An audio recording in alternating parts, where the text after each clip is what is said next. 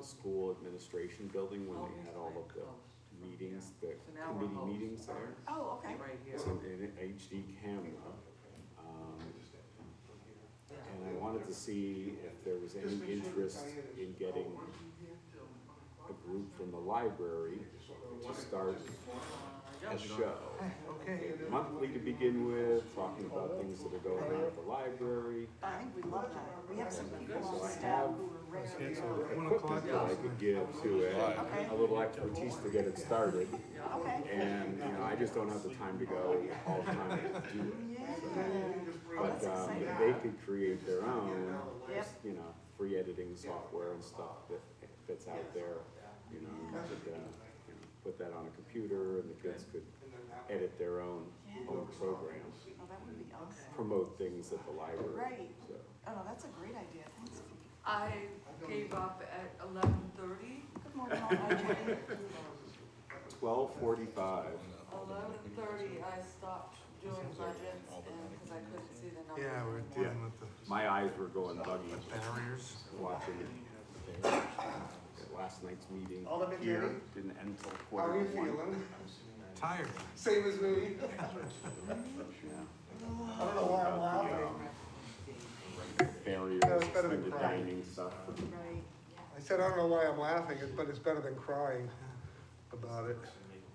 So what happened to the Zoom? Was It's weird, Pete just got it figured out, Well, fixed, no, but we, the Zoom, he kicked the wire out underneath the desk.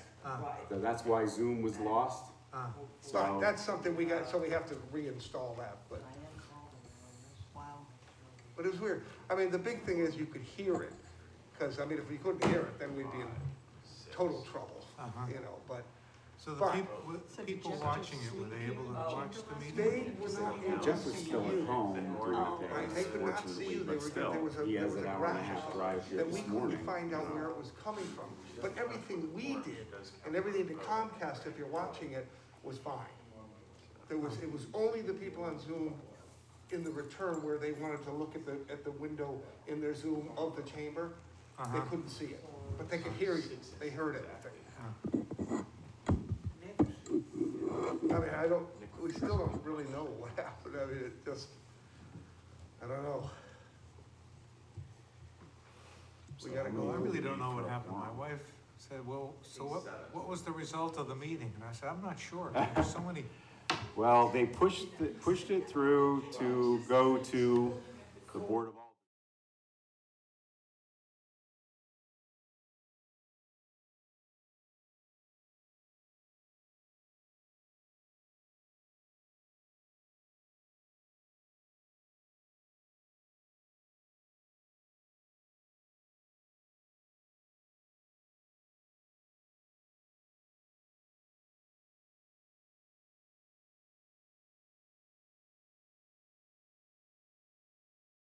That was it, I'm like, wait a minute, which one are they on? yeah. Yeah, it's like, oh, And she faxed it. They'll be along shortly. okay. Okay. Can you try to locate Nick? Oh, God. Where we can't start without the clock. Okay. 6 hours. I will, I'll forward you the doc. Okay. Oh, no, it's just like, and it just kept coming. Really?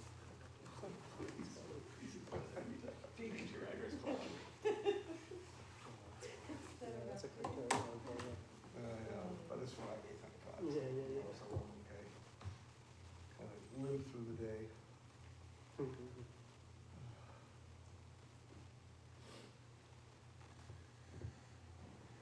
I think whenever you're ready. Deputy Chief. We need one more for the quorum. Everything we have on the agenda today requires a quorum, so. Yeah. Yeah. I just You have. have one. Oh, okay, yeah, I'm sorry. He's like about 5 minutes out. He is, okay. Was there a fire? I don't know. There's a fire, whether it's Hey, Jeff, administrative or where's the otherwise. power switch on A this? meeting for What's 8 AM that? on a Friday. Power switch on the I know. laptop, Honestly, What about it? our laptop, where is it? I'm trying to find it. Oh, no.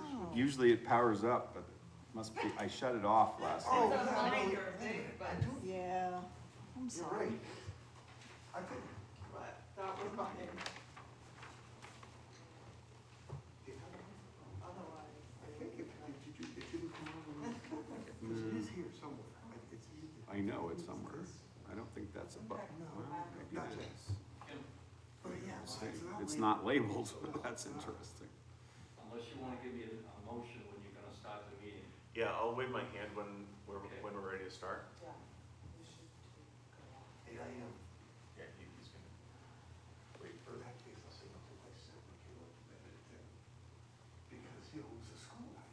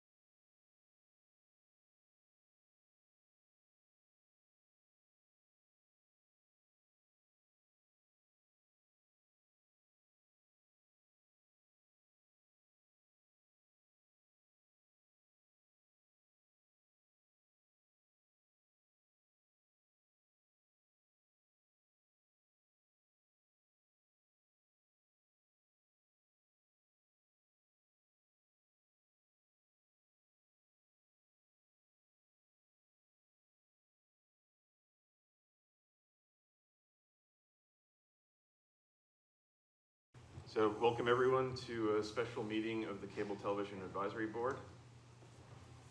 We'll begin with a roll call.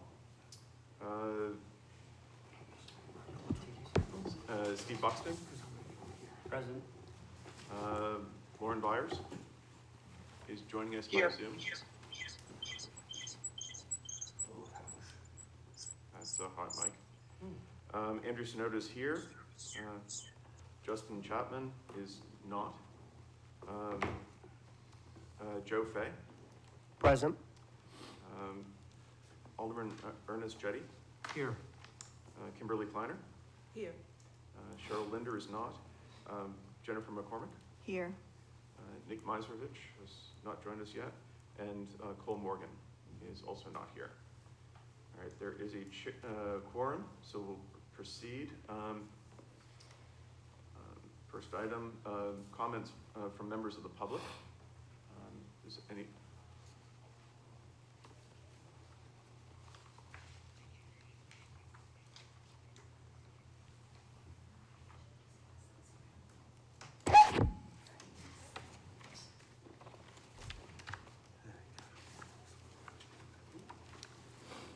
Good morning, and thank you for this opportunity to speak on behalf of Access Nashua. I'm Andrea Sebastian. I live in Litchfield and work for the Nashua School District. I am one of many public access producers.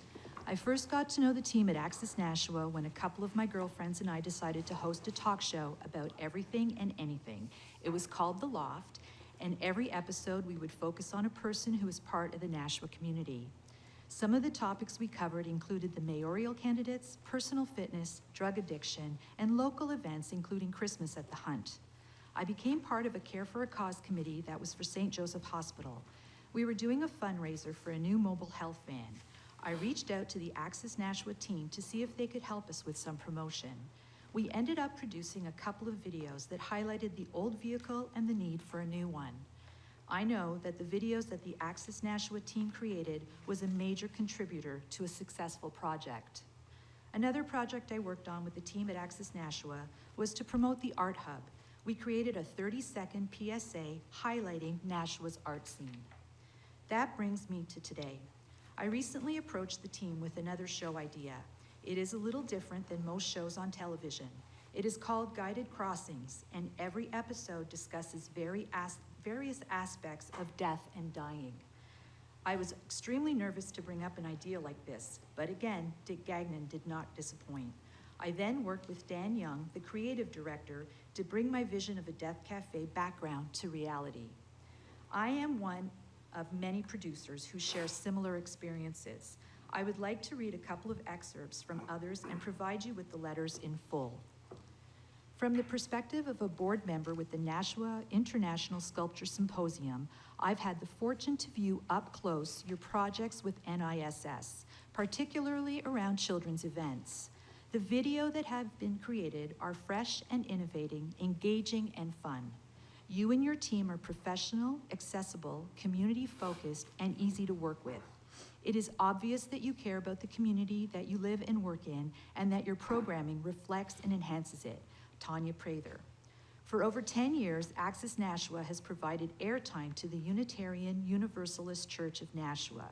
This has been of great value to some of our members who cannot attend church in person, as well as to acquaint other residents of Nashua with our church and the activities. As the person responsible for preparing the videos to Access Nashua, I would say the process has been easy and professional. Dan Murphy. Access Nashua Community Television has been an integral part of our community. They have provided business and nonprofit organizations a venue for their voices to be heard. Additionally, minority and immigrant populations that are acclimating to their new homes count Access Nashua as a vital resource. Senator Kevin Avard. A common theme among the many letters can be summed up by the following words: professional, productive, impressive, trustworthy, positive attitude, inviting, inspiring, friendly, encouraging, creative, enthusiastic, technically skilled. Throughout the past 10 years, many people have used Nashua's public access channel to tell their stories. Access Nashua has made that process easy for both producer and guests to get their message out to residents, and we would like to see the city continue to contract Community Media Services Group in the operation of the city's public access channel. Thank you. Thank you. All right, any other comments? All right, if not, we'll move to the first item of new business, the DPW building request. Ms. Byers, would you like to present the request? Yes, thank you. So the cameras are very important for the building for many reasons. First of all, the city doesn't have enough space to hold Zoom meetings with cameras available. Additionally, beyond the use of the DPW, the fire department will also be utilizing that space and could also make use of those cameras as well. And the Mindfulness Advisory Committee. So there are many groups that would be using the cameras at that location. There will be times occasionally when that location can't be used due to snow emergencies where that space is taken, or other such meetings such as that, or need for the staff. But otherwise, I think it's very important to get those cameras in there so we have additional space in the city. All right, thank you. Is there a motion with regard to the request? I believe you all received a handout with the breakdown as far as the cost. It totals $90,300. Ms. Kleiner? So if I could just build a little off of what Lauren said, for people that may not know what this building is about, they are consolidating a lot of the DPW functions into this new facility. Because of that, they're gonna have the unique opportunity to be able to have meetings and have the Board of Public Works meetings, the Mines Falls Advisory, and various others. It's a good location for us to have another studio because of just the opportunity of where it is. It may be convenient. You have a place, you know, with Nashua High School North, way up on that end of town. It will give another location here. It is true that we commonly don't have enough space. So, you know, whether it's the city auditorium with planning and zoning, and room 208 now has some access, and then of course the aldermen, especially lately, have been busy in the chamber almost every night. So I think it is great to have another location to be able to broadcast from. And I think it is 90,000, at least that's the estimate, looking at what we did here in the chamber. We don't know if that'll be a little lower, a little higher. That's just an estimate. And we're looking at this fall. So it's not too far away, which is why we needed to put it on the agenda today, because we will go and forecast it in the FY23 budget if the committee is amendable. I think it's a great opportunity, especially with that building being able to have so many staff and so many departments for public works within it. So that's my take. All right. Any other discussion? Anyone have any observations, questions, concerns? Alderman Jettie? Forgive me, you were looking for a motion. Was a motion made? Okay. Yeah, I don't believe it has been, so we should start with the motion, I suppose, before we get into discussion. Yes. Okay, so just to get things started, I move that we approve the request for $90,300 for the DPW conference room coverage provided in the estimate. There's a motion. Now we'll go to discussion. Alderman Jettie. So this $90,000, would this be coming from the from our budget, or is this coming from the city budget? My understanding is that this is coming from our special revenue fund, which is specifically for public education and government access television. And could you remind me, how much money do we have in that fund? We have somewhere close to about 500,000. Oh, sorry, I had my finger on the mute button. Yeah, about somewhere in the neighborhood of 500,000 in our capital improvement fund. Okay. Okay, and I guess, not to beat a dead horse, but currently the Board of Public Works uses the auditorium here in City Hall, and is it expected that DPW would be making more use of the broadcast facilities, or the ability to broadcast than they currently need? Because I think they only meet like once a month, right? Lauren Byers. Oh, go ahead. Hi, Alderman Jettie. Yes, so the Lauren Byers DPW. We would be using it for our meetings on a monthly basis, also for the Mines Fall Park Committee meetings, And also the fire first responders would also most likely be using it for meetings that they need to hold as well. And it would be my understanding, and correct me if I'm wrong, that this would open other venues within the city government to have their meetings there as well. Just as we have the auditorium open and 208 open. That's my understanding of it, that it won't be, just be Public Works. I have to say, I had the same concern that I think Alderman Jetty had, that we actually, in previous cycles, we've provided some technology for the DPW conference room on the understanding that it would be used for broadcasting their meetings and others. And it was used about twice. And then the meetings ceased to be held there and were moved to the auditorium, and the conference room wasn't used for broadcasts after that. That's correct.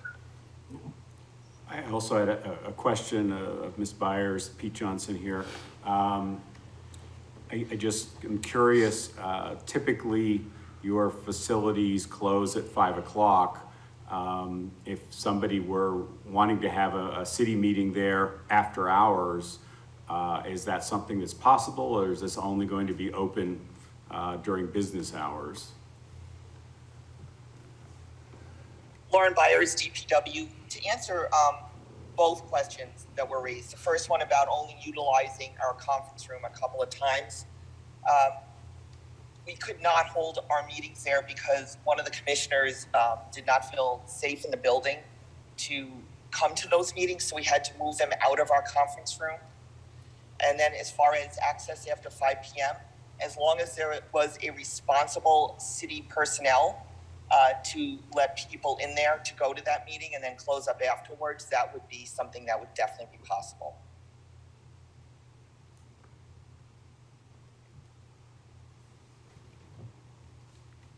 And I'm assuming that the safety concern is addressed by the new building? Yes, that is correct. It was our HVAC system that was dysfunctional and still is, which did not allow for airflow in our building and still does not. So the new building won't have any of those issues. All right, any other questions, Chief Buxton? Steve Buxton, Nashua Fire. To Lauren Byers' point, we've been working closely with them as their construction project of their new building is very close to our training facility at the landfill. And it will allow us the ability to hold classes in that conference room area. When we're holding classes at the Juilliard, currently we hold those out in open air. So we have to bring all of our companies out there if we want to train on a specific topic. Now, sometimes that works out because we're using the training facility, but currently the fire department doesn't necessarily have the ability to communicate between our 8 facilities. We do have a training classroom at 177 Lake Street, but we've quickly outgrown that in the 20 plus years that building has existed. And this would just add to our ability to hold classes and communicate through new technology that now exists. I guess kind of thanks to COVID, we all discovered a bunch of these things. But it's kind of the new way that we do business. It is a more efficient model for us. And I think anytime we're building a conference room or a building such as this, the better we can equip it to move into the future, the better off we will be. Thank you. Mr. Mazurek. Nick Miserich, City IT. First of all, Mr. Chairman, I apologize for being late today.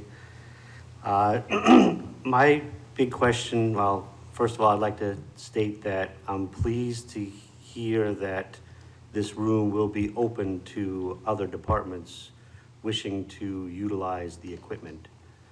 However, my question is just right off of Chief Buxton's statement of this is really for broadcasting equipment, not video conferencing.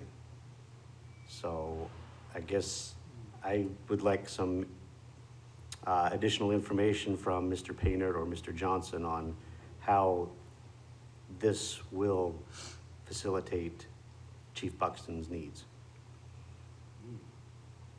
I believe, as Pete Johnson, that the estimate that Mr. Painter provided today was just based on what we had spent up in the auditorium doing something, a similar sized room. It does not take into account any, sort of Zoom capabilities, video conferencing capabilities. I was going to suggest that, if this goes through, that, the $90,000 is really a very basic estimate. And I believe the Public Works has come up with $100,000 that they were requesting, correct?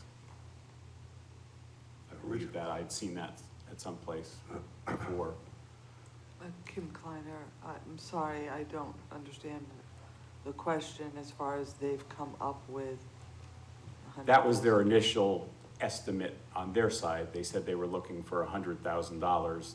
I believe you asked us to say, is that something that would be correct? We went out and looked at what we had done up in the auditorium, and that's been several years, so there may be changes in pricing. Obviously, it's more expensive for labor and such these days to install it. So I don't think that in the motion that Alderman Jettie made, I don't believe that $90,000 is going to be enough potentially to cover it if we go that route. That was all I was saying. Kim Kleiner, so in the estimate for the construction of the building, there had been a placeholder of 100,000 put that was originally for this request that is before you now. We asked Mr. Painter to go out and come up with a better estimate, and that is the 90,000. And yes, as I stated, we're not sure to that number. There's other costs to the project and to the equipment that's needed in that room, but that is not a request before you. The request before you is for the video conferencing equipment and the broadcast equipment. I see Mr. Painter's hand up, but I did have a quick question for Chief Buxton. Would your training be cablecast? Steve Buxton, Nashua Fire. So our training, when we're going in between stations, would be more of a video conferencing issue, like Nick pointed out. We are working towards trying to do some public education type things, but we're not there quite yet. Currently, the classroom at 177 Lake Street, we're working to upfit so we can do some video conferencing out of there. It's not at that point right now. All right, thank you. Mr. Painter. All right, I just want to clarify a couple of things. I did we put a Zoom hybrid add-on, and that was based on the $1,700 we spent up in the auditorium to switch that to a hybrid version. And so I put in $2,000 for that. Also, it was my understanding that in the plans that this conference room can be partitioned into 3 separate rooms. And so that's why I've got 8 cameras there. I mean, if it was not to be partitioned, it would be 4, 2 on either end, 1 in the middle, probably, on either side. But if you've got a partition on each one and you want to do a broadcast of that meeting in that partition, you'd need to have 6 along, 3 on the wall on either side and then 2 on either end, which would come out to 8. So that's why the 8 cameras. The same thing with the wireless microphones. We have 14 microphones up in the auditorium, but it's an open room. If this was a partition, we'd need more microphones, depending on what was going on in the rooms at the time. So, I mean, this could come down in price, quote unquote, but I'm not sure that's possible these days. But so that's how I based this, that this room was to be partitioned, and there could be the situation where you've got a couple of things going on in there. Now, I don't, we also only have 1 switcher, so we may not be able to do that. But say somebody in partition 3 wanted to do a broadcast, or we were gonna, then we would have to have cameras in that partition to do it. So that was my thinking there. Because in an open room like the auditorium, it would be just 4 cameras. 2 on the walls. So let me know if I'm Oh. correct, but at this point, there's only equipment enough to do one thing out of those 3 rooms. At a that's in time, the listed yeah. at a time. Yeah. So you could not have, in meeting partition A, a Zoom meeting going on with, people from, X and Y construction company talking Right. about something for Public Works, and then a meeting that's being televised in room C. So, Well, no, my thinking was that you could theoretically have in partition 1 a meeting, and then we're in partition 3 broadcasting a second meeting. but the first meeting utilizes all that same equipment, the Well, audio no, they're not system. utilizing anything in that first one. It's just that we have. If they're these having a partitions. Zoom meeting, Yeah, I'm just saying. thinking, in other words, I'm just trying to make sure, I was just trying to make sure there's enough cameras there. If there's a situation where you've got in partition 1, a meeting going on that has no technology to it, it's just a meeting. And we're in partition 3 in that partition, we have cameras. so what I'm saying is you can only do one meeting that's using Broadcast, yes. electronics and being broadcast Yes. at a time. I'm just trying to make it so it doesn't matter what partition that we do that, we have the ability. That was my thinking here. Oh, I see, Ms. Byers has her hand up. Hi, so we would only have one of the 3 areas set up for this type of thing. We don't need it for the entire thing. Our thought was the 3rd bay, which is closest to the outside door, so people could come in the side and not have to walk throughout the building, would be the only place we would have this equipment. So I think the cost will come down quite a bit based on that. Yeah, that would probably, cut the cost of the cameras in half. Probably in that case. Mr. Mazerovich. Nick Miserich, City IT. If I'm understanding correctly, then only the first partition would be set up for broadcasting. I guess that's it, yeah. And then, but the room can be broken up for other type of meetings, but non-broadcasted. Is that correct? That's, if I heard that correctly, that's what that is. That was my understanding. I think you're correct. Yeah. Lauren Byers, DPW, that is correct. The meeting room could be partitioned off from the other 2, and other meetings or events could be held in the other rooms during the time of this meeting that was broadcast. Okay, all right, and then one more. I don't think that my original question was answered, will there be, video conferencing capabilities? Well, there will be Zoom capabilities in it, just like we have in the auditorium, and we have done that up there, meaning Okay. that. All we right, so did it would be broadcast. done via Zoom, Yeah, not through like a video conferencing? No, or it would be any Zoom. conferencing phone type? it'd be a hybrid version of Zoom, like as in here. All right, thank you. I would suggest that, this estimate, like we said, is pretty raw, that to do what they want to do, we really need to meet with, or put out an RFP saying this is what we would like to see out of the room and get some actual costs as opposed to just an estimate based on what we did in the auditorium. And then my other question would be, since this room would be utilized for just general meeting space for DPW, are they willing to share any cost? It shouldn't necessarily be CTAB's responsibility to pay for the general capability of that room to have audio, which you would need anyways. I think our mission is to broadcast, correct? So is there any sharing possibility that, if this comes out at $100,000, maybe it's $50,000 each, if this board decides that? Mr. I'm just gonna say, following up on that, my litmus test normally in ours is that, if we weren't there, what would you need? Like, in a meeting. So if you need microphones, that really shouldn't be our expense, or at least a split of expenses, because we need microphones to be able to broadcast. But like in this room, you would have microphones whether existed or not, you know, for you to hear in this room. It has nothing to do with the broadcast, right? So, you know, in order for anybody to see a meeting, you need cameras, yeah, that would definitely be our responsibility. But monitors in the room, not necessarily, we don't need them to broadcast a meeting. The people in the room need them, you know, so I look at that as not our expense. It probably shouldn't be. All right, thank you. Just a question for Ms. Kleiner.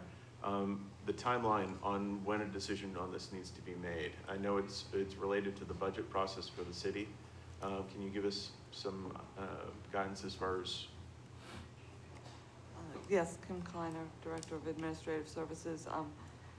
So we were looking not only because of the budget that we're putting together for CTAB for the city, but also for the budget on the construction project itself. So there are things that certainly they are not asking the committee to fund, the monitors, for example. And there is a amplification system that's, you know, within the contract, the construction contract, that they're not asking us for that. So I just want to be clear that, you know, they were only asking for the equipment that would require us to broadcast, but good point on the microphones. Yeah, to cover the meeting. Yeah. So the project's moving pretty quickly, and they expect to be ready by October. So a lot of these costs need to be put together and finalized, as well as any orders, because some of these things have a longer lead time. I think we saw that. As you can see, we ordered equipment for this room in December that, you know, now they're saying April, so. So that's some of the concern. And I guess another question related to the delays in supplies. Has the supply chain issues related to some of the equipment, has that impacted price substantially? I know It has impacted price, and it's also impacted installation costs, so. All right. Any other discussion? Alderman Jettie. So, I'm not sure exactly what we're being asked to do. I think we're being asked to authorize this, you know, the configuration of this room with the equipment necessary to broadcast meetings from there. But we don't seem to know, maybe I'm wrong, but we don't seem to know exactly what that's gonna cost. And, you know, so picking up on Mr. Johnson's suggestion that, you know, that we do, you know, the homework necessary to come up with harder numbers, you know, so I guess that would, you know, delay things for a month. Is that something that you can live with, or is it, Or we could have another special meeting. Yeah. So it wouldn't necessarily need to delay it a month, but until we Yeah. had numbers and have another meeting. Mr. Rodriguez. Is there, representative of the school district, is there a supply chain issue for equipment for this that would delay the project? Yes, there are supply chain issues currently with a lot of the AV equipment that's out there. So when does this room want to be stood up by? I believe she was saying, you know, this fall is, it's. Right. And you want to outfit it when it's Yeah. in studs, as opposed to, you know, having to go in Retrofitting. after the walls are up and put in boxes to mount the cameras and wiring and such, so. Mr. Pender? No, I was just gonna say, just in this conversation today, we'd be at a little over $19,000 less because of the requirements that, well, I thought I was over-required, you know, making an overestimate of the Okay. requirements, and they aren't, you know, as large as I thought. So it would be probably $19,000 less than the estimate. So, yeah, I mean, And those are based on, you know, numbers from several Yeah. years ago, obviously, so. So could I ask, so,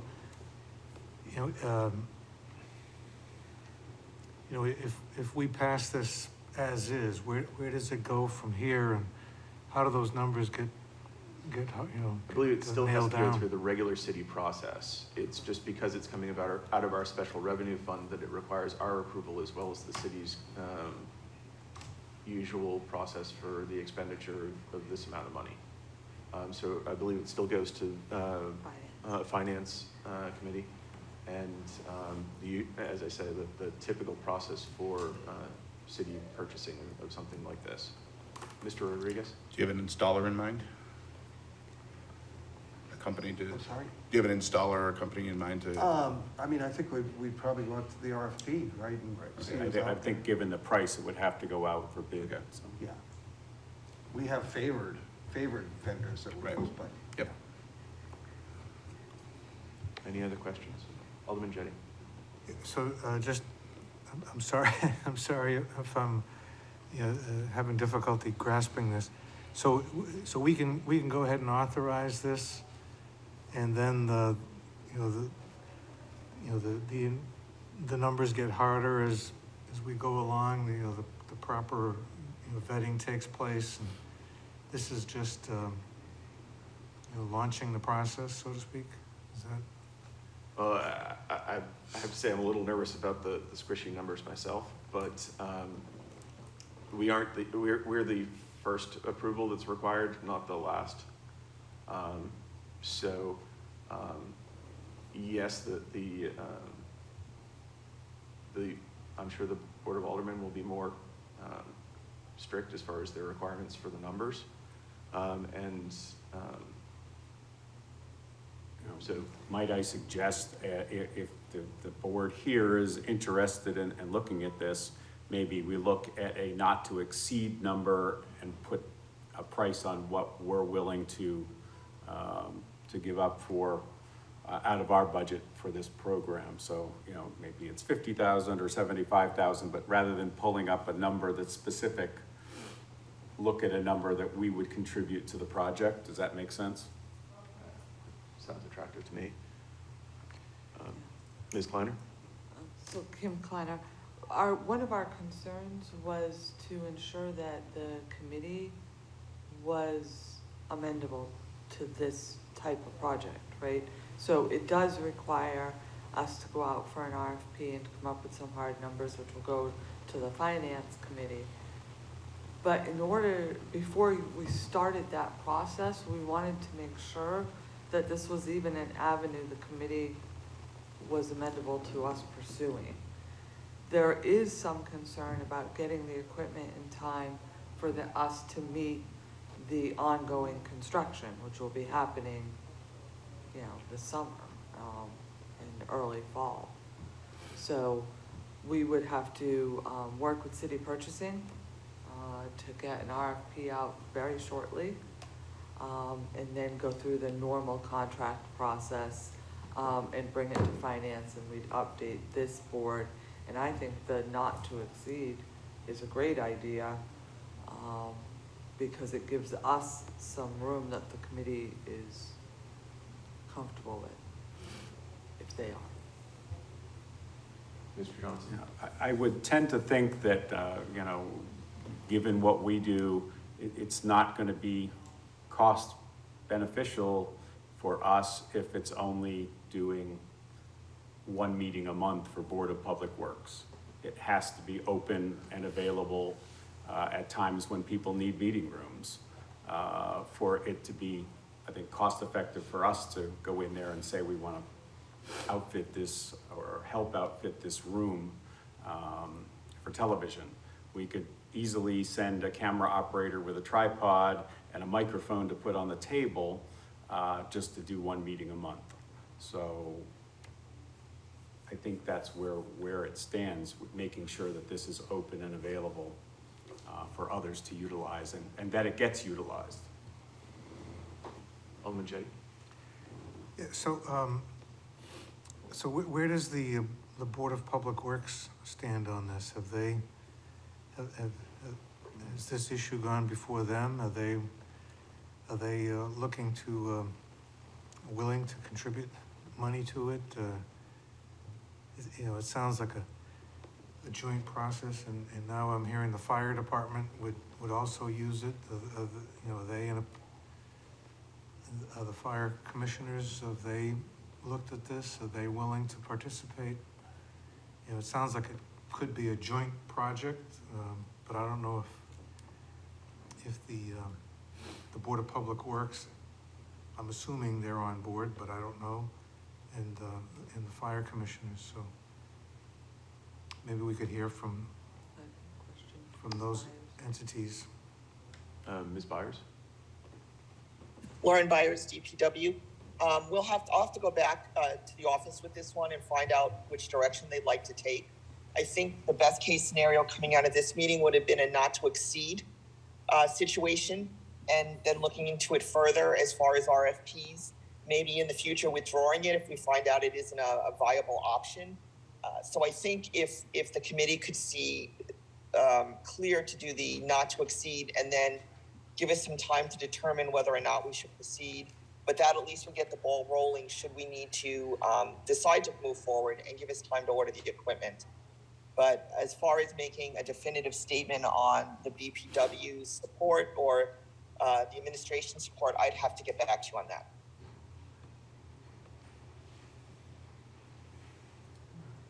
In the fire Alderman Jettie? commission? Yes. Oh, I'm sorry, Chief Buxton. Steve Buxton, Nashua Fire. We currently are undertaking a project that would give us broadcast capabilities from 177 Lake Street. Nick pointed out our capabilities that we'd be looking for when we use this conference room would be more in lines with the video conferencing need. Part of your RFP was also that they could televise from that room as well and get it back to us. So I had a chance to look over, two of the lower cost proposals, and sent my, not recommendations, but what I could do to one of your chiefs yesterday. So Yes, thank you. All right. Any other comments, questions? Mr. Mazurich? All right, so Nick Mazurich, City IT. So are we at a point where we should maybe have Alderman Jettie amend his motion? And then I guess we need to determine how much of a not to exceed amount. Is that correct? I think that's correct. Mr. Painter? I'm not a member, but I myself would say somewhere around 70,000, not to exceed that. Just sounds, based on even the numbers that I've got that are older. Okay. Alderman Jettie, would you like to amend your motion? Yes, I would. To authorize the request to a not to exceed $70,000. Okay, so there's an amendment to the motion. Any discussion of the amendment? All right, I guess we'll go to a vote. And because Ms. Byers is on Zoom, we have to do it by roll call. Chief Buxton? Yes. Andrew Sonoda's yes. Deputy Chief Fay? Yes. Alderman Jettie? Yes. Ms. Kleiner? Yes. Ms. Linder's not here. Ms. McCormick? Yes. Mr. Mazurich? Yes. Mr. Morgan's not here, and Mr. Rodriguez was left off the city website. Mr. Rodriguez? Yes. All right, motion passes. All right, we'll move to the next item on the agenda. The recommendation for the, on the CTV management provider. Ms. Kleiner, would you like to start us off? Happy to. Kim Kleiner, Director of Administrative Services.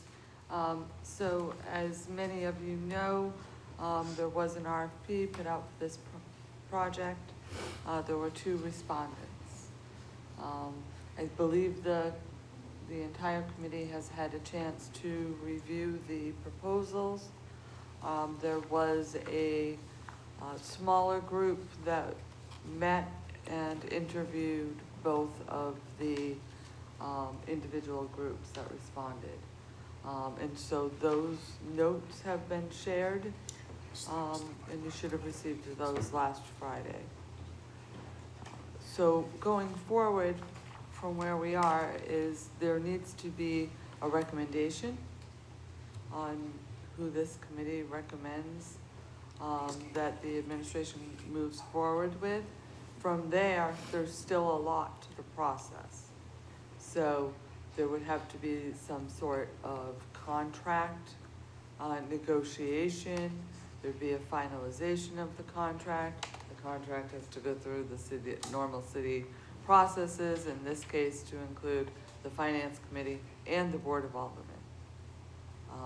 So this is a recommendation that the administration moves forward with and understands the committee's choice. All right, is there a motion regarding a recommendation to the city to choose one or the other of the respondents?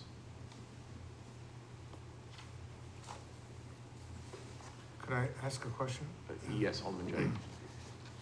So, this smaller committee, I thought I was gonna be on it, but I don't know if I didn't get, I don't remember getting an invitation, so maybe I missed it, but It might have been an oversight. I apologize. did the smaller committee, does the smaller committee have a recommendation? The smaller committee didn't meet and as far as to make a recommendation, they were asking basically just interview questions to the two respondents on separate days. They didn't caucus afterwards to discuss them. I think that several members of the committee are here and could probably share their thoughts. That might be the best way to do that. As I say, I don't know, there wasn't a vote as such for a recommendation from that committee as far as the two. But Ms. Kleiner, would you like? Kim Kleiner, I would say that's correct. I think the committee saw that they were, or the smaller group saw that they were more of a fact-finding. We tried to ask very similar questions of the two groups and provided those in very short answer to the entire committee here. But most of our questions, things of that sort, were provided to us by purchasing. So it's normally a process that purchasing or one of the city departments would go through, and we have an RFP and we're choosing a vendor. And we've provided that information. All right, so Ms. McCormick? I was on that small group, and are you looking for a motion? Yes. So I would move that we recommend CMSG as the next operator for our public access television station. Okay. Can I second that?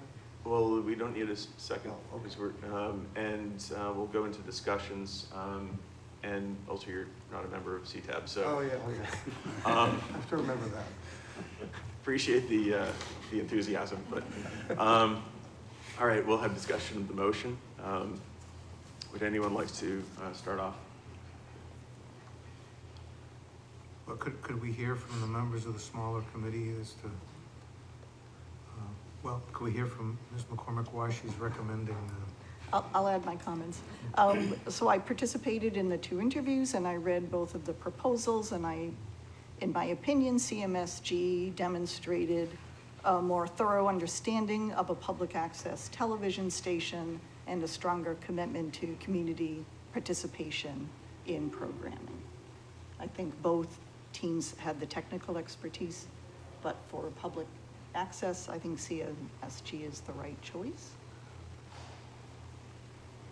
I'd have to say I agree with both those points.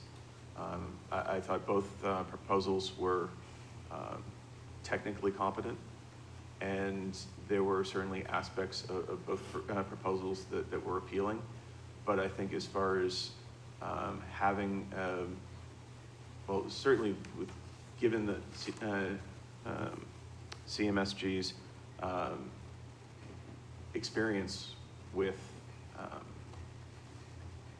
cable access, both running it here in Nashua and prior experience of their employees, they seem to have a better grasp as far as the underlying philosophy of public access as a public forum. And they'd address some of their proposal was tailored more towards serving that as opposed to the other proposal. With some of the other, Chief Buxton. Thank you, Steve Buxton, Nashua Fire. While both proposals I do agree, and I apologize, I had to leave the second meeting short, early, but I did review the notes. While both proposals I felt were technically proficient, one obviously had more experience, they're established in the area, but I felt the first, the BRB TV brought more energy and is willing to go in looking to grow the product. And I think kind of what we have in front of us is we're going to continue with the current model, and being not just the fire chief, but also a citizen of the community. Very rarely do I utilize local access television, and I think that's just a product of the model that exists in front of us. BRB TV, I think, is looking to grow and reach out into the community and make it more known. So I would be in support of BRB TV, so I won't be supporting the current motion. Ms. Kleiner, you were there. Would you like to share your thoughts? Sure. Kim Kleiner. So I have to somewhat agree. I have some particular concerns. I think it was brought up in the second interview that there may have been some contract problems because there may not have been a contract liaison on the city. I don't think that's true. I think Director Cardinal was the contract liaison, and I think that whenever Director Cardinal was reached out to, I found he always did a very professional and thorough job. So having said that, I think the city does need to be involved here. And I think we need to be involved only to the point that the contract with us is being upheld. And I don't necessarily think that as we look over the course that has entirely happened. That's my concern.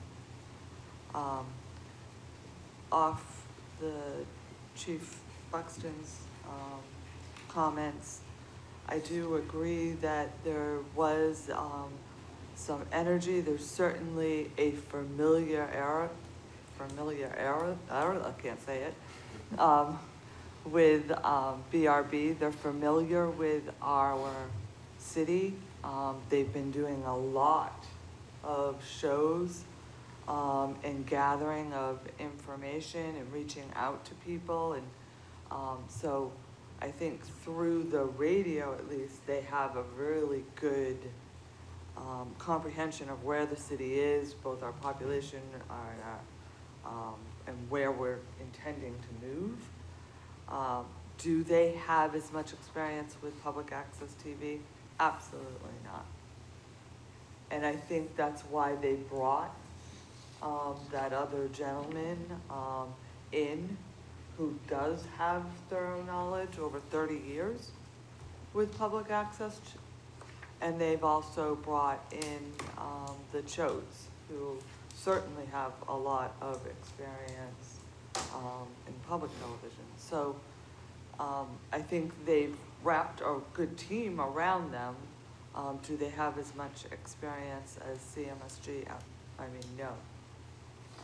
But I think at some point we have to decide if we continue down the same road, or if we engage someone and give someone a chance to try something else. I'd say that the concern I had with BRB was that it seemed like they had expectations as far as what they could do with public access TV that I don't think it would be intentional at all, but I think that and in some ways it might be positive to have some cross-pollination between the radio and the television, but I'd be concerned a bit about that there'd be a temptation to promote a for-profit radio station through its affiliation with the management of the public access TV. That was, and as I say, there probably would be benefits to public access TV for that, because they certainly have brought energy and vitality to WSMN, which didn't necessarily have that in the past. But anyway. I was also at both, meetings, and, something that hasn't been discussed here is the cost estimates that were provided by both CMSG and BRB TV. And I don't know if they have them out, they came out in our, what was it? Well, there was a we received copies of the RFP Correct. responses, but there was also a comparison provided by city purchasing. Correct, in that comparison. But the CMSG proposal was less, I believe, if I read that correctly, and there were a couple of different cost estimates.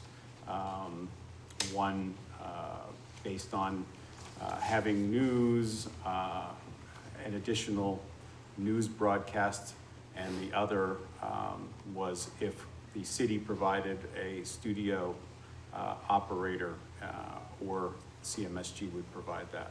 So there were 4 cost proposals there, and I believe there were 2 for BRB TV that were higher estimates. If somebody has that and wants to bring the numbers out, The that's fine.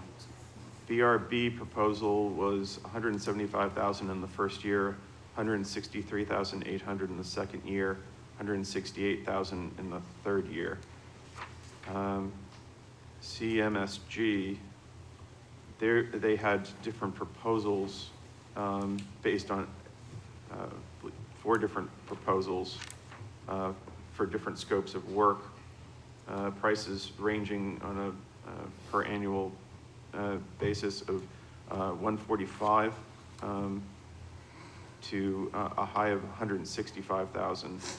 That was the one that included the development of a news program with a projected 5% minimum increase for years 2 and 3.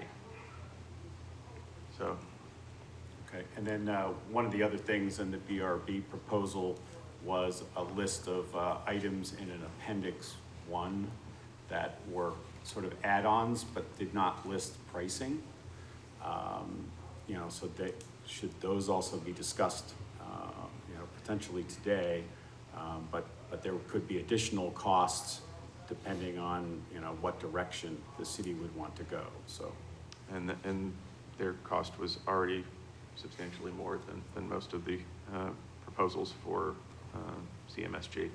Mr. Rodriguez. And just pointing out some things from BRB TV is, it looks like they can reach a larger audience with even the device capabilities, because people aren't really, well, I don't want to speak for everybody, but cutting the cord is a thing, and BRB TV can be reached across Roku, Apple, internet streaming, Fire Stick, Amazon, and they also mention a bilingual community too, so in their BRB proposal. I would add, that was one of the things that, again, gave me pause about their proposal, because I believe they didn't seem to realize that we already had Okay. some of those. Most of that. we Yeah, most have, of those so- are already provided, Okay. so.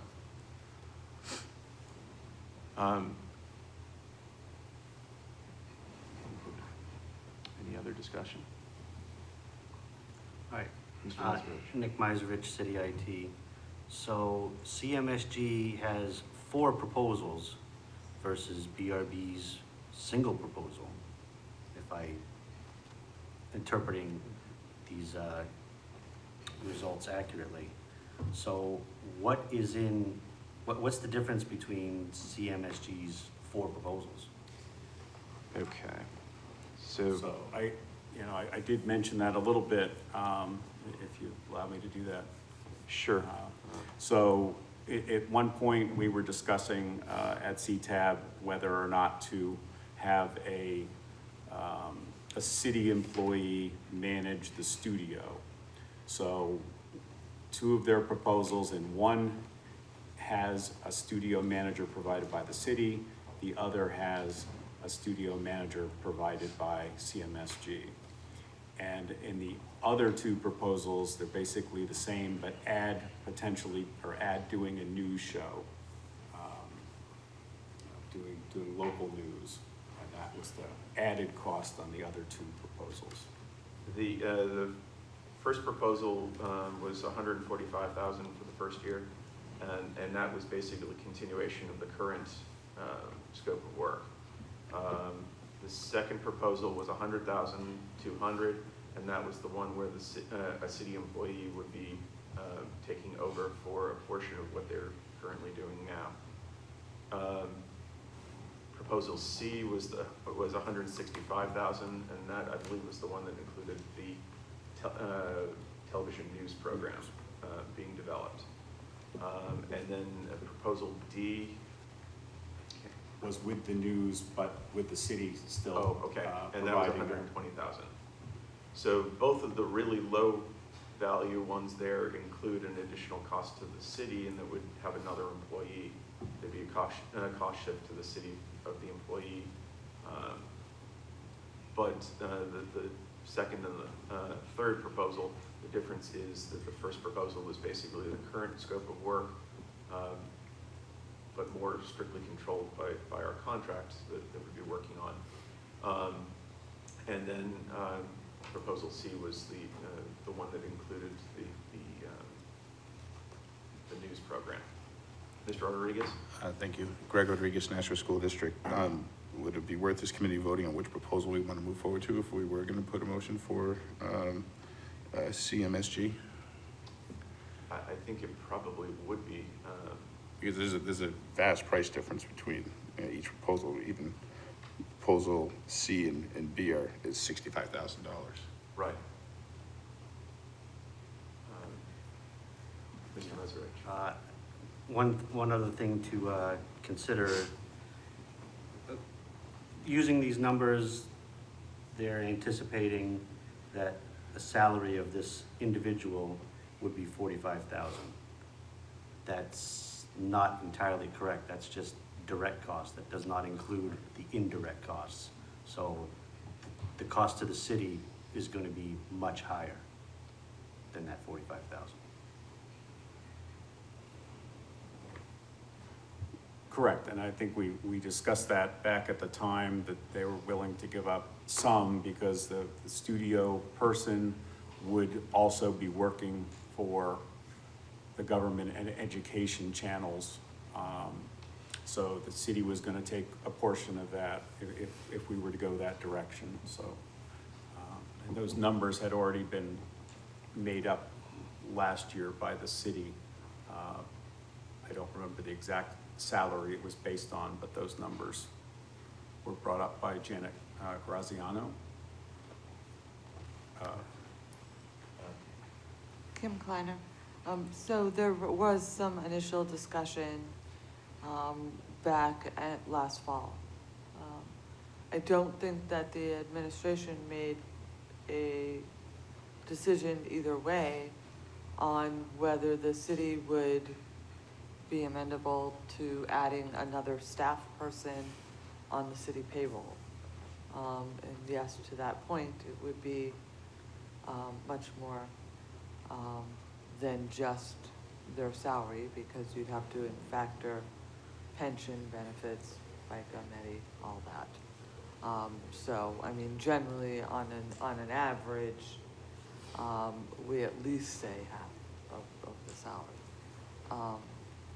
But still, that adds another employee to the city's payroll. I mean, that, and even whether or not the employee would be paid out of the fund, that's another employee in our budgets, where the proposal was clearly, the RFP itself was clearly for a contractor to manage the studio.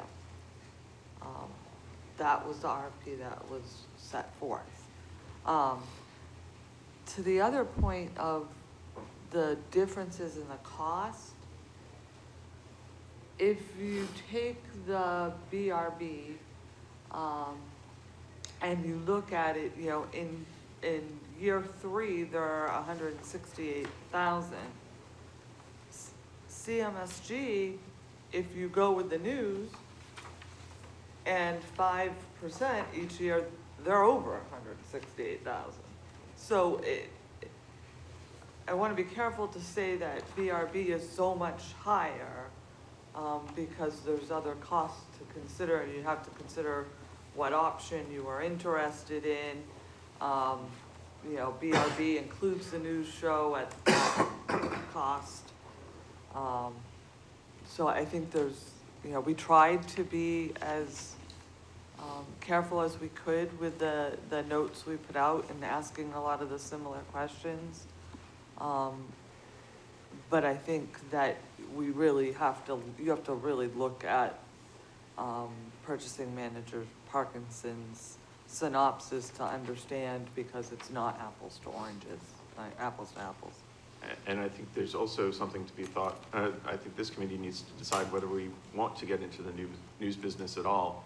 Having a government contractor running a news program seems a little problematic to me. But as I say, that's a discussion I think that we probably need to have as part of this.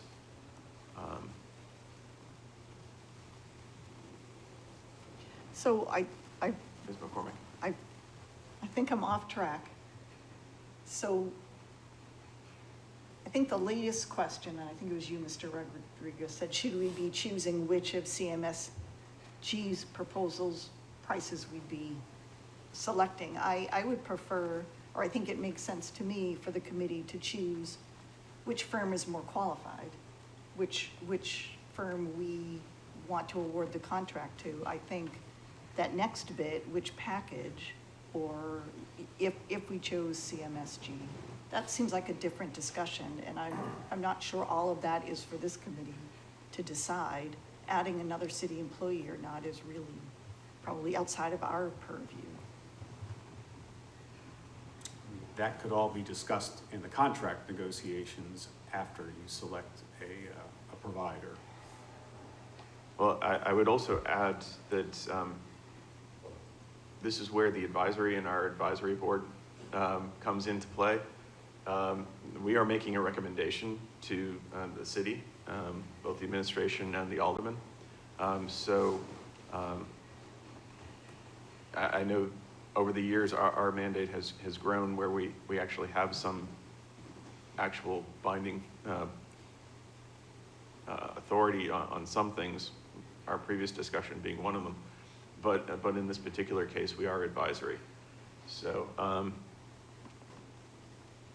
Mr. Rodriguez. Would it be appropriate to discuss CMSG's proposal, which one I'm going to choose, and then compare to? I think as far as discussion, I'm willing to entertain whatever discussion we have. So, if you want to start a discussion about that, then. Isn't the discussion right now on the motion as to selecting CMSG, correct? Correct. Although, if members of this board are trying to decide which recommendation to make, it might play into that recommendation as far as whether, even as far as qualifications, if we're looking at one of the proposals that might incorporate something that BRB might be more qualified because they've had experience running their radio station, as far as developing programming themselves, that might play into the discussion. So as I say, I'm willing to be pretty broad about the discussion. But we also have, I'm sure, other things we need to get to eventually too. So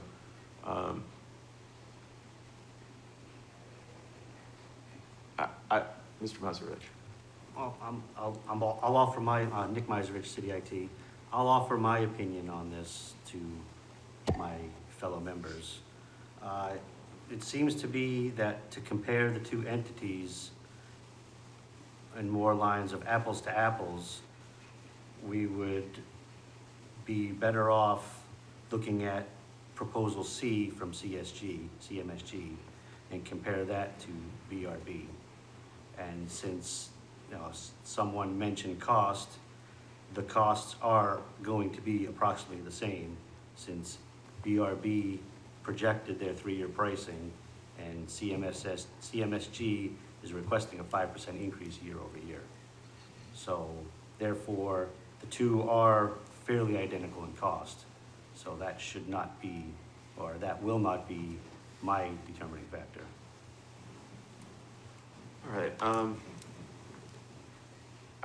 Since we started to bring in the question about which proposals among the CMSG one, I think I'd just state my preference would be proposal A. As I say, I have concerns about a government contractor getting into news and reporting, and having the government contractor be the one speaking on the public access TV. I think it should be the public that should be the content providing component to that. And so that's, and I'm resistant to the idea of adding another city employee because of the burden on the city. But at least that aspect of it is more a matter of opinion for me. But again, if other people wanted to, Mr. Rodriguez? I'm just looking at quick math. If we're looking at a cost of just proposal C alone, year one is 165, year two would be 173,250, and year three would be 181,912 for proposal C. So just to put that in perspective. Mr. Johnson? Yeah, I did bring up the Appendix 1 for BRB TV, and that was their additional items that they didn't provide cost for. We proposed several additional initiatives which aim to dramatically increase P-channel audience. So those aren't included in the cost estimate that was provided.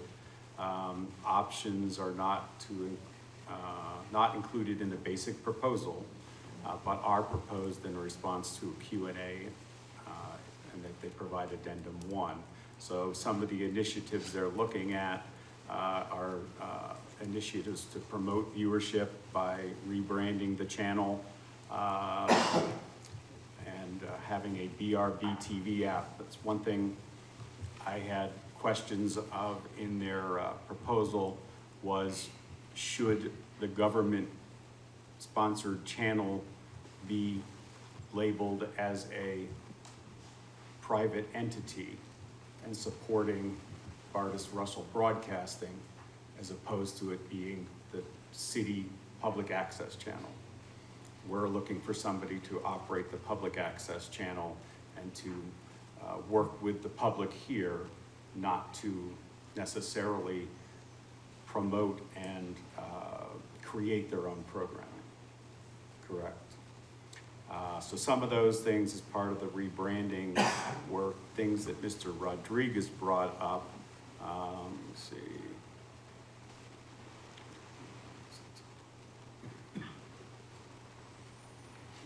I'll just read the couple of paragraphs that started here. We propose to rebrand the channel and edify the community with local people, local stories, and local content.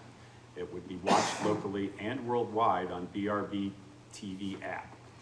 We will teach the community what public access is and how to use it, and how the citizens can embrace it within their community. Part of our rebranding effort will be to include fresh, vibrant, and new content, rebrand the concept of public access to lose the stigma of an archaic, boring content channel with little or no viewership, to become a legitimate TV station with a new concept. BRB TV, where you want to be. Viewers will be able to watch on local cable channel, the internet, and on the BRB app. So this is something that's not included in their basic proposal, and there's no cost estimate provided as to what these additional services, and they're calling them additional services, would cost the city. So it's difficult to say that it's $170 whatever thousand dollars. That's my point, that there's a lot of unknowns here in what costs could be additional. So, and they're also looking at doing government programming, educational programming, and all of that would be additional costs in there. There was a long appendix 1. So just in the second one, it was streaming content, closed captioning. 4 was Nashua Performing Arts Center coverage, and studio inside of the Performing Arts Center. And that was the last one that they had in their 5 bulleted points. Ms. Kleiner? Kim Kleiner. So I was in the interview, and I do remember the question, and the answer that I heard, and maybe perhaps I'm wrong, some other members that were there could verify, was that they didn't put a cost to that, and there's many things that they have done over the number of years in regards to the radio station that they were able to work through other channels, not necessarily money being exchanged, that they had other means, and that they have been very creative, working within a budget, which was basically nothing for the upstart of WSMN. And so I believe, I don't want to quote his exact words, but something along the lines of they have expertise in building something from nothing was the line that I remember, unless someone else remembers differently. I think that was a pretty fair assessment of his confidence in his ability to achieve the near impossible. All right, any other comments, discussion?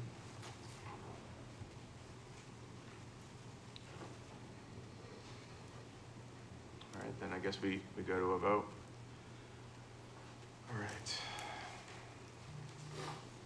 All right, Chief Buxton. Mr. Chair, could you do me a favor? Could you just read the motion again, so refresh everybody's memory? Or Okay, the motion was to recommend CMSG as the respondent to be recommended to the city for the award of the contract.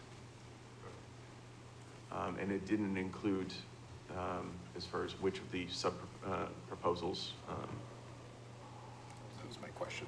Yeah. very good, thank you. All right, Chief Buxton. No. All right, Andrew Snowdes, I'm sorry, Lauren Byer?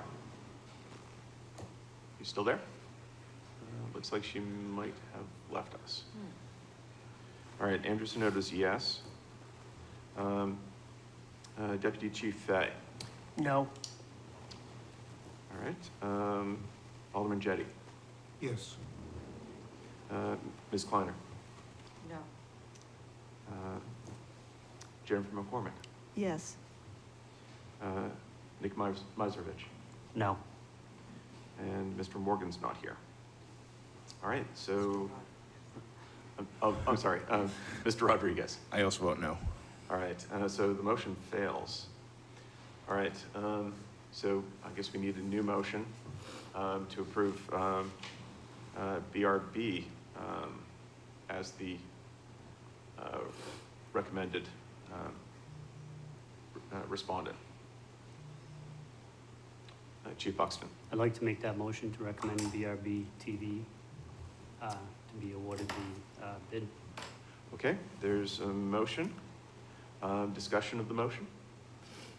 I think Alderman Jettie. So, so one of the concerns I had about the BRB proposal is that, and I don't know if this is, if this is done in other places, but the marriage of a commercial radio station with a public access TV station concerns me. Part of the public access TV station will be, financed by, the ratepayers, but, kind of supervised by the city government. I'm trying to compare it to, public television or public radio. They're different, but public television, public radio, it's all, contribution, funded by contributions, grants, and, people subscribe, but it's the public that donates the money. And we've talked about, the cable access TV station, trying to do some fundraising to help support it. And so that mixture of a commercial radio station, running a public access TV and possibly, seeking donations and stuff. I'm not sure there's anything wrong with that, and maybe that's done in other places. I'm just not familiar with it. And, it makes me uncomfortable. And I wonder if during the interviews, the people who participated in those, that subject was brought up and what answer they had to that. I did raise the question about the degree to which their for-profit business would be involved in the content generation, and especially with the rebranding, so that the cable access would share a brand in some respects with the radio station. And they were fairly emphatic that they would be using the radio station to support the television and to drive viewership for the television. And as far as the fundraising side of things, even the current arrangement, the fundraising, to the extent that it has occurred, has happened through a Friends of organization, and it was for specific projects. So conceivably that could still be operated in that same sort of way, so that if they needed a particular piece of equipment or something, the Friends of could supply it through fundraising, and could be operated as a nonprofit, so donations would be tax exempt. But that obviously would be something they'd have to look into. I didn't get the impression that they had it particularly well fleshed out in their minds. But that was merely an impression. Ms. Kleiner? Kim Kleiner, so very early on, that was my concern as well, Alderman Jettie. They did let us know at one of the, I believe it was the RFP, the pre-bid meeting, that they had started a separate entity. So the entity that they would be operating under for the management of public access is not the entity that the radio station is. And that they viewed any mention of public access TV on the radio station as nothing more than a public service announcement that they would do for the United Way or any other, non-profit organization. So that, yes, they would use that, the radio station in a way to promote, but they use it to promote a lot of different things. But it is in fact that the entity that they are using, and it's more Mr. Bardis, Attorney Bardis, I think it is, would be running the new entity for the public access. And they are aware that they would need a nonprofit arm to do any donations, and that as far as the city is concerned, and I would stress this of anybody, where the city is concerned in any relationship between the city and any nonprofit that it's using, we would require some financial oversight of the third party. Mr. Johnson. One of my concerns that I brought up during the questioning was the creation of programming by simulcasting some of their radio shows. They indicated that they would be interested in using the live feed that they already have on the internet to broadcast some of those radio shows that they have, which are paid for by the hosts. So a host pays them for time to be on the radio show, and then saying potentially, well, you can do the hour on the radio, and then we'll throw in a free TV show for you, because that's on the public access channel that's being paid for by the city. So that was a concern that I had in the marriage between the two organizations. All right. Any other comments?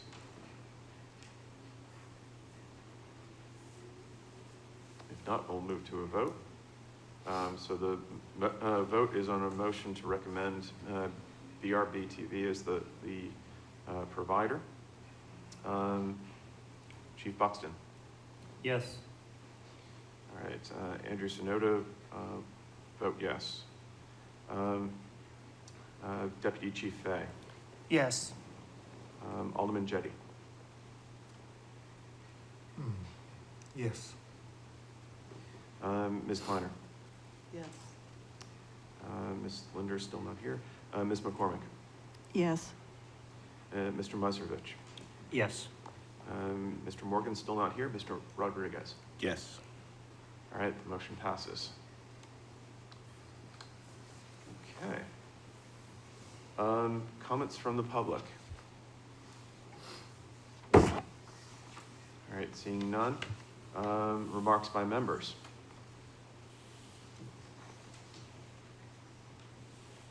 All right, if there aren't any, is there a final motion? I move we adjourn. It's a motion to adjourn, and I guess because of Ms. Byers being on Zoom earlier, we still have to do that roll call. So Chief Buxton. Yes. Ms. Byers has left the meeting. Andrew Sonoda votes yes. Mr. Chapman is still not present. Deputy Chief Fay. Yes. Alderman Jettie, Yes. Ms. Kleiner, Yes.